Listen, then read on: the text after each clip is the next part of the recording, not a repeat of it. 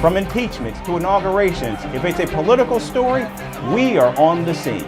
The race for the White House is heating up. We're beating Biden. How dare he say that? If it's breaking news, we're live with the latest coverage. From the White House, the State Department, and Capitol Hill, we know the issues, but above all, we know the players to bring you the latest in-depth analysis on all the key stories that we're covering. I'm Eric Ham. Join me from Washington here on Firstpost America.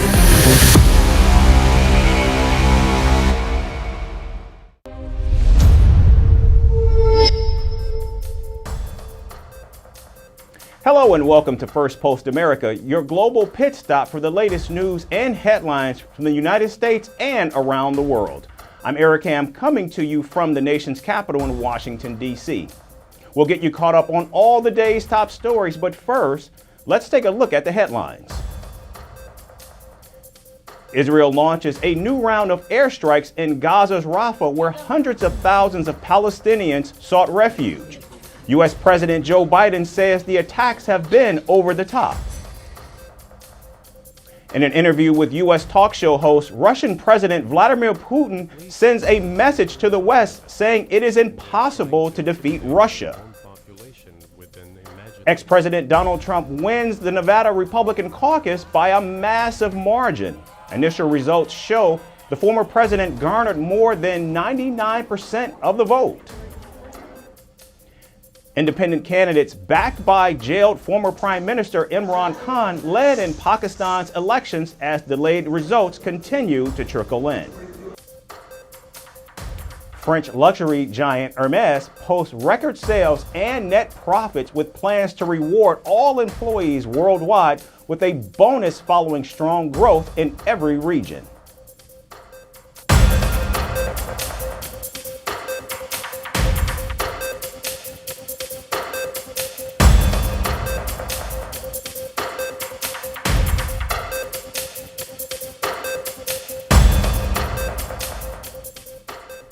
We begin here in Washington, where the U.S. Supreme Court, the nation's highest court in the land, took up a seminal case involving presidential candidate Donald Trump. The 9 justices heard arguments in Trump's appeal of a December ruling by Colorado's top court, which disqualified him from the state's Republican primary ballot to be held on March 5th.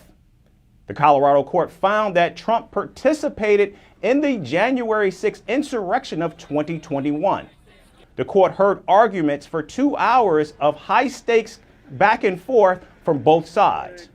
Both conservative and liberal members of the top court expressed concern over individual states deciding which candidates can be on the presidential ballot. The Supreme Court has a 6-3 conservative majority, including 3 justices appointed by Donald Trump himself. Chief Justice John Roberts, a conservative, said there could be a daunting consequence if Colorado's ruling is in fact upheld. Justice Elena Kagan, a liberal appointed by former President Barack Obama, appeared skeptical about leaving presidential ballot issues to individual states. This is being touted as the most consequential election law case to reach the Supreme Court since it halted the Florida vote count in 2000 for president, with Republican George Bush narrowly leading Democrat Al Gore. In Thursday's hearing, Trump's counsel denied that January 6 events constituted an insurrection and said only Congress can disqualify a candidate. Speaking in Florida, Donald Trump said he hoped for a ruling in his favor. So I just say that in watching the Supreme Court today, I thought it's a very beautiful process. I hope that democracy in this country will continue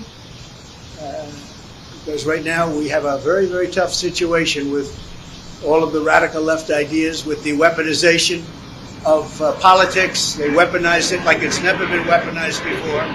It's totally illegal, but they do it anyway. And it has to stop. The U.S. Supreme Court hearing is crucial as the American presidential race heads to Super Tuesday. On March 5th, Colorado and over a dozen other states will hold their presidential nomination contest, and the court is expected to issue its ruling before voting in those states get underway. But if the court upholds the Colorado decision, it would amount to a stunning declaration that Donald Trump did, in fact, engage in an insurrection and is barred by the 14th Amendment from holding office ever again. This would allow states to keep him off the ballot. Meanwhile, for Trump's likely rival, President Joe Biden, already the oldest U.S. president in history at 81, age continues to be his Achilles heel. In the latest, a U.S. Special Counsel's investigation report into Biden's handling of classified documents stated Biden will not face charges for knowingly taking classified documents when he left the vice president's office in 2017.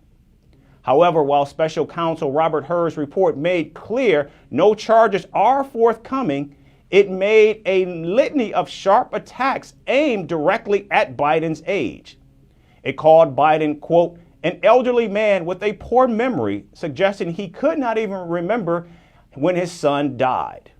When questioned about his fitness to lead, here's what the angry President Joe Biden had to say. I'm well-meaning, and I'm an elderly man, and I know what the hell I'm doing. I've been president. I put this country back on its feet. I don't need his recommendation. It's How totally bad is your memory, and can you continue as president? My memory is so bad I let you speak. That's Your memory has gotten worse, Mr. President? My memory is not good. My memory is fine. My memory, take a look at what I've done since I become president. Earlier this week, Biden spoke at a fundraiser where he told the audience that he had spoken to long-dead French President Francois Mitterrand instead of current French President Emmanuel Macron at a G7 summit in 2021.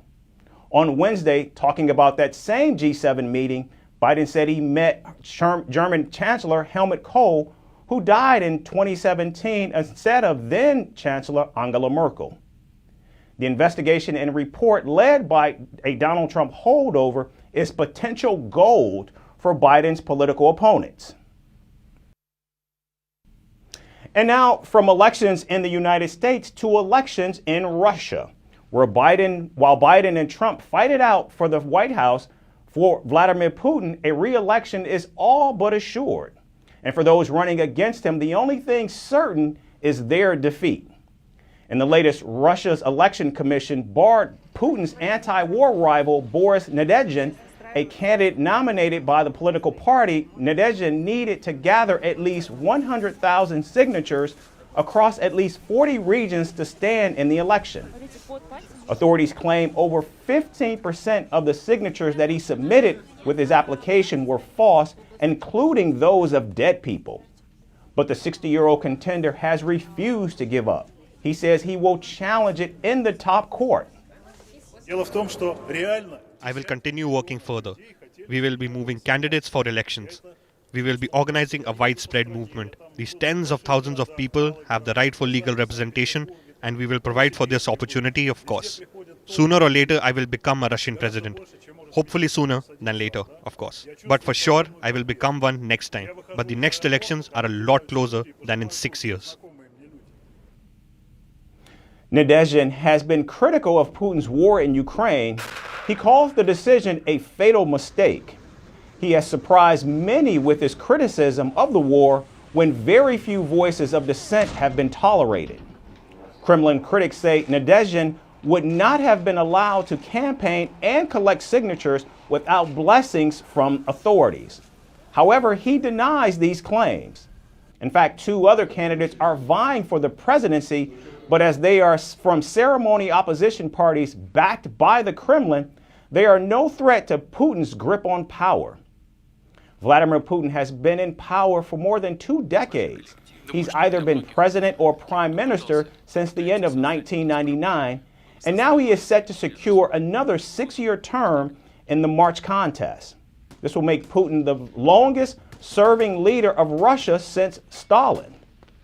Billboards promoting his campaign have gone up across Russia and even in occupied parts of Ukraine, including Mariupol, where we know the fighting continues.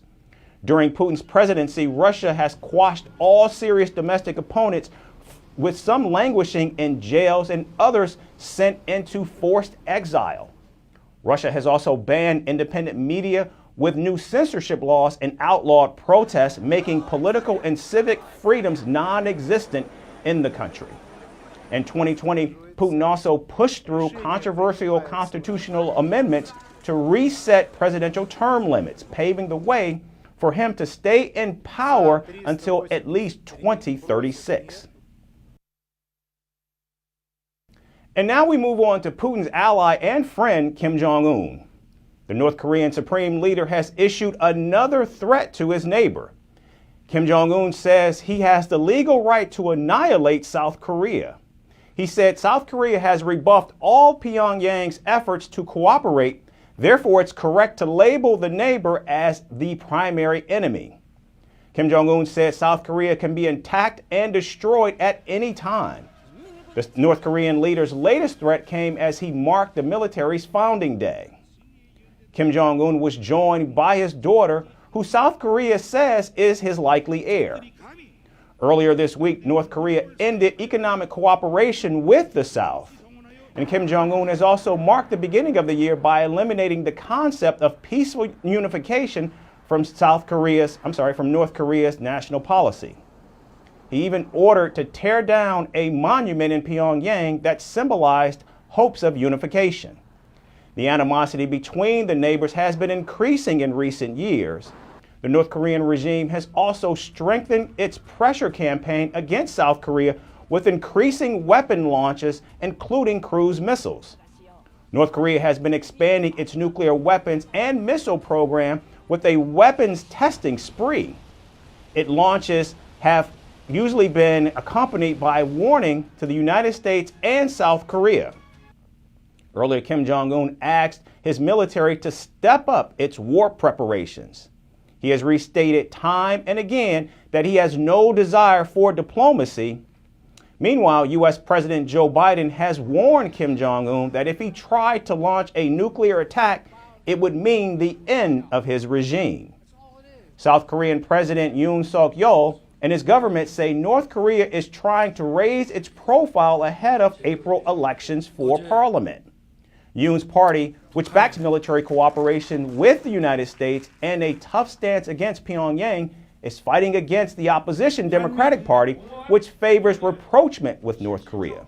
The Yoon government says that North Korean leader has a habit of launching provocations that coincide with elections in the South. And now to a different story. Do you have a list of cities across the world that you'd like to travel to at some day? And is Hong Kong on that list? If yes, that list might need some tweaking because to visit the city, you might have to pass a test, a national security risk test, that is. What exactly is this test and who will it prevent from entering the city? Our next report gets you all the details. If your travel plans include a visit to the city of Hong Kong, well, then it could be a bumpy ride. Hong Kong immigration authorities have introduced a test for all visa applications. It's called the National Security Risk Test. Hong Kong says the test will prevent people who pose a threat from entering the city. And how will the immigration authorities assess this? They say they will evaluate the background and past statements of visa applicants to determine whether they pose a risk to national security. The authorities insist that it's not a blanket ban. They also assure it will not target foreign journalists, lawyers, and academics. The Immigration Department says around 23,000 visitors were refused entry to Hong Kong last year, which is less than 0.07% of the 34 million arrivals. However, there have been quite a few high-profile visa incidents in Hong Kong in recent months. Academic Rowena He Xiao-Ching, who researches the Tiananmen crackdown, was denied a work extension in October, and she was giving no explanation for it.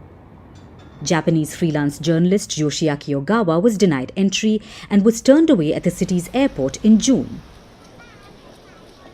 In recent years, there have been increasing concerns over eroding free speech and a crackdown on dissent in Hong Kong.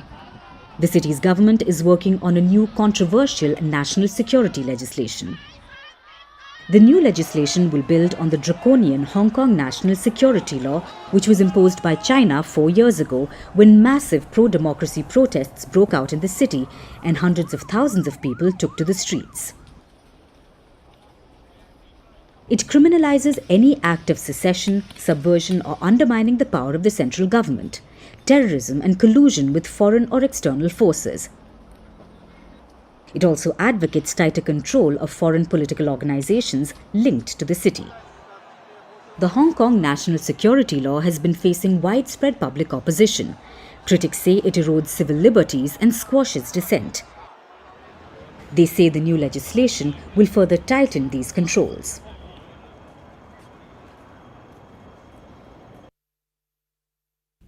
If you put on some extra pounds during the recent holiday season and now you're worried about your weight, well, let me be the first to tell you, Finnish airline Finnair is equally concerned. They are now checking the weight of their passengers with their carry-on bags. It's part of their safety and security procedures to ensure that their flights can take off smoothly. Our next report explains.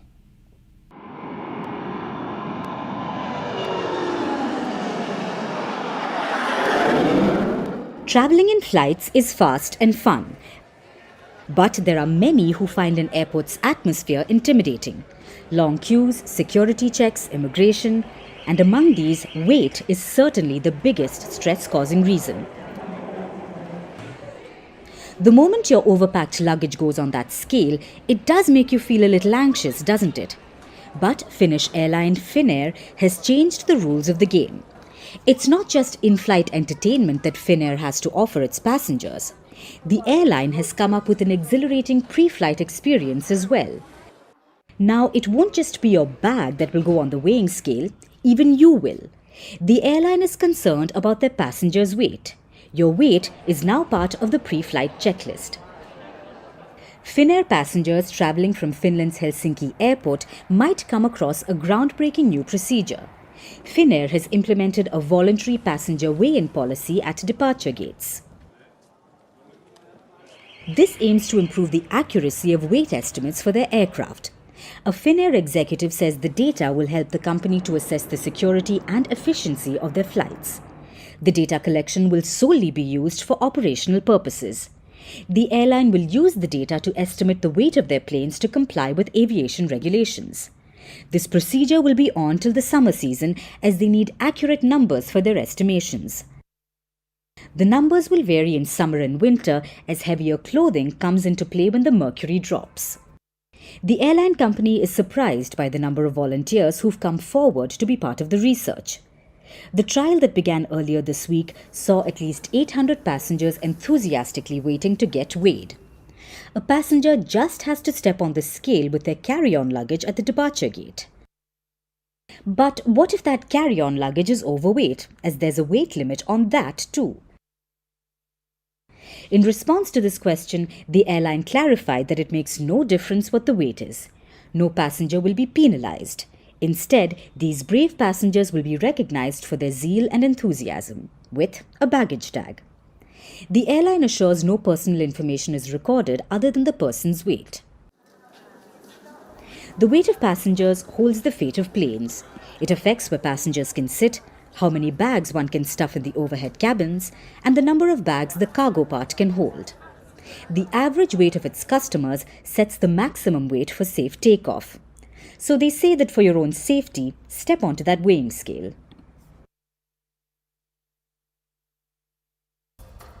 That's all for the show today. We certainly thank you for watching. Tune in the next time. I'm Eric Ham, signing off.